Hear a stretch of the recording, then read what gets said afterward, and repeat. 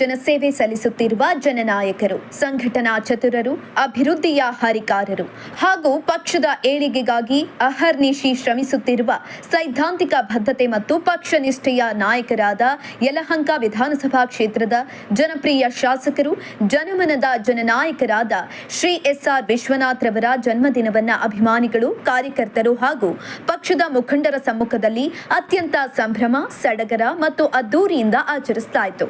ಇದೇ ಸಂದರ್ಭದಲ್ಲಿ ಜನ್ಮದಿನವನ್ನ ಶಾಸಕರಿಗೆ ಬೃಹತ್ ಹೂವಿನ ಹಾರ, ಪುಷ್ಪಗುಚ್ಛಗಳನ್ನು ನೀಡಿ ಶುಭಾಶಯಗಳನ್ನು ಕೋರಿದ ಅಭಿಮಾನಿಗಳು ವಿಶೇಷವಾದ ಉಡುಗೊರೆಯನ್ನ ನೀಡಿದ್ರು ಹಾಗೂ ಮುಖಂಡರು ಅವರ ಉತ್ತಮ ಆರೋಗ್ಯ, ದೀರ್ಘಾಯುಷ್ಯ ಮತ್ತು ಇನ್ನಷ್ಟು ಜನಸೇವೆಯನ್ನ ಮಾಡುವ ಶಕ್ತಿ, ಸಾಮರ್ಥ್ಯವನ್ನ ದೇವರು ಕರುಣಿಸಲಿ ಅಂತ ಹಾರೈಸಿದ್ರು. ಕಾರ್ಯಕ್ರಮದಲ್ಲಿ ಅಪಾರ ಸಂಖ್ಯೆಯಲ್ಲಿ ಕಾರ್ಯಕರ್ತರು, ಸಾರ್ವಜನಿಕರು ಹಾಗೂ ಗಣ್ಯರು ಭಾಗವಹಿಸಿ ಜನ್ಮದಿನದ ಸಂಭ್ರಮಕ್ಕೆ ಇನ್ನಷ್ಟು ಮೆರುಗು ತಂದರು. ಇದೇ ಸಂದರ್ಭದಲ್ಲಿ ಆರೋಗ್ಯ ತಪಾಸಣೆ ಶಿಬಿರ ಹಾಗೂ ರಕ್ತದಾನ ಶಿಬಿರಗಳನ್ನು ಕೂಡ ಏರ್ಪಡಿಸಲಾಗಿತ್ತು. ಅಂತ ಏನಿರ್ತಾರೆ ಅವರು ಸಹ ತಮ್ಮದೇ ಮನೆ ಏನೋ ಕಾರ್ಯಕ್ರಮ ನಡೀತಿದೆ ಅಂತ ಉತ್ಸಾಹದಿಂದ ಬರ್ತಿರೋದು, ಪ್ರತಿಯೊಬ್ಬರ ಮುಖದಲ್ಲೂ ನಗು, ಸಂತೋಷ. ನಿಜಕ್ಕೂ ಒಬ್ಬ ನಾಯಕ ಯಾವ ರೀತಿ ಕೆಲಸ ಮಾಡಿದ್ದಾನೆ ಅನ್ನೋದನ್ನ ಇವತ್ತು ಎಲ್ಲರ ಮುಖಗಳಲ್ಲಿ, ಎಲ್ಲರ ಭಾವನೆಗಳಲ್ಲಿ ನಾವು ನೋಡ್ಬೋದು.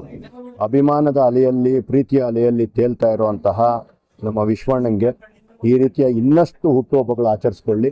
ಪ್ರತಿ ಹುಟ್ಟುಹಬ್ಬಕ್ಕೂ ಅವರು ಮೈಲಿಗಲ್ಲಾಗಿ ತಿರುಗಿ ನೋಡಿದಾಗ ಯಲಹಂಕ ಇನ್ನಷ್ಟು ಮುಂದಕ್ಕೆ ಹೋಗಿರಲಿ.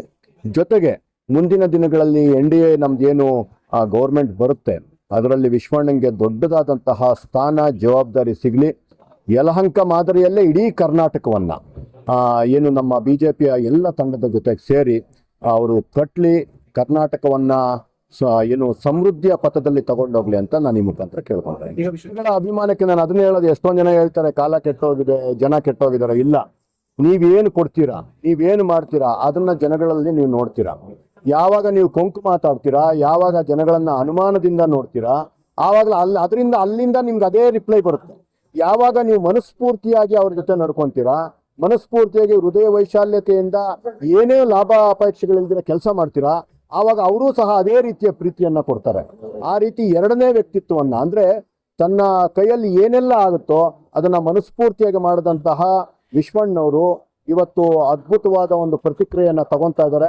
ಜನ ಎಲ್ಲ ಬಂದು ಪ್ರೀತಿಯಿಂದ ಅವ್ರ ಜೊತೆ ಅವರಿಗೆ ಶುಭಾಶಯ ಹೇಳೋದು, ಅವರಿಗೆ ಉಡುಗೊರೆಗಳನ್ನ ಕೊಡೋದು, ಅವರ ಹಾರಗಳನ್ನ ಹಾಕೋದು, ಹೂಗಳ ಮಳೆ ಸುರಿಸೋದು ನಿಜಕ್ಕೂ ಅದ್ಭುತವಾದ ಒಂದು ಇದು.